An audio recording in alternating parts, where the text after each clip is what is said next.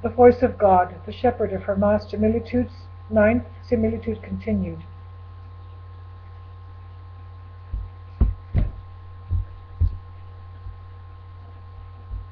Chapter 9.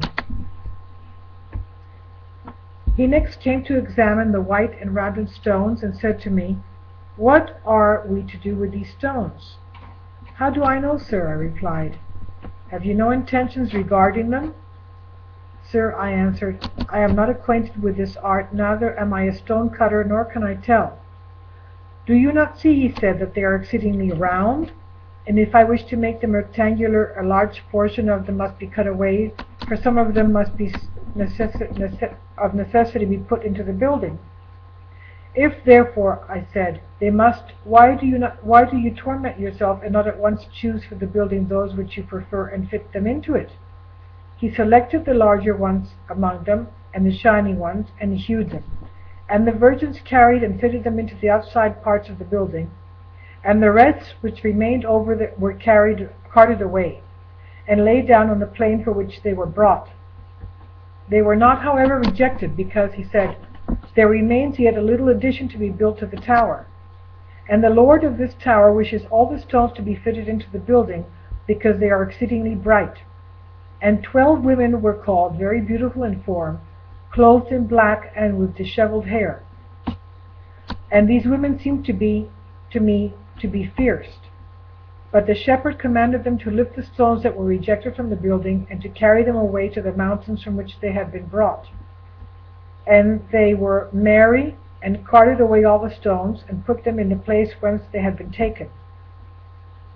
Now after all the stones were removed, and there was no longer a single one lying around the tower, he said, "Let us go around the tower and see, lest there be any defect in it." So I went around the tower along with him. And the shepherd, seeing that the tower was beautifully built, rejoiced exceedingly, for the tower was built in such a way that, on seeing it, I coveted the building of it, for it was constructed as if built of one stone, without a single joining, and the stone seemed as if hewn out of the rock, having to me the appearance of a monolith.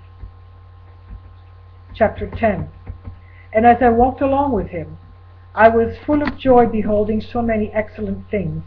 And the shepherd said to me, "Go and bring unslacked lime and fine baked clay, that I may fill up the forms of the stones that were taken and thrown into the building, for everything about the tower must be smooth."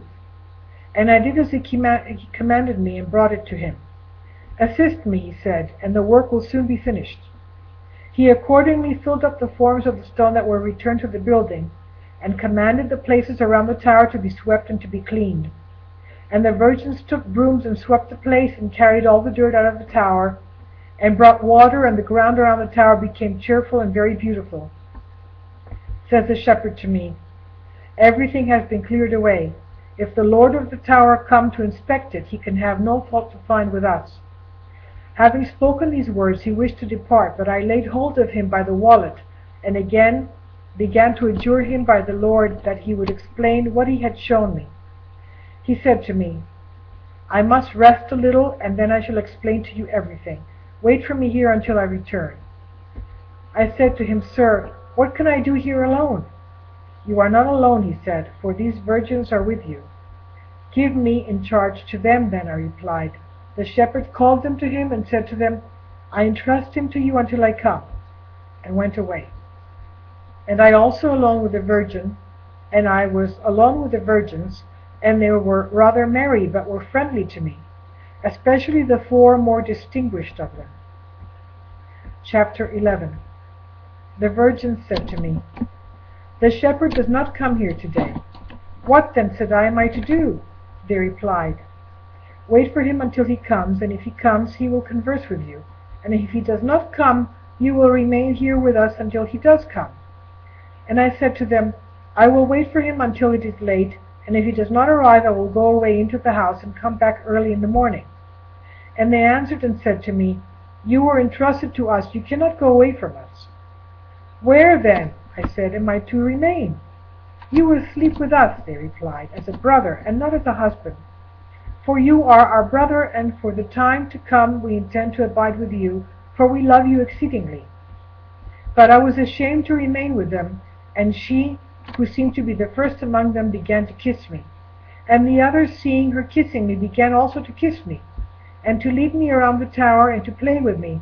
And I too became like a young man, and began to play with them, for some of them formed a chorus, and others danced, and others sang. And I, keeping silence, walked with them around the tower, and was merry with them. And when it grew late, I wished to go into the house, and they would not let me, but detained me. So I remained with them during the night, and slept beside the tower.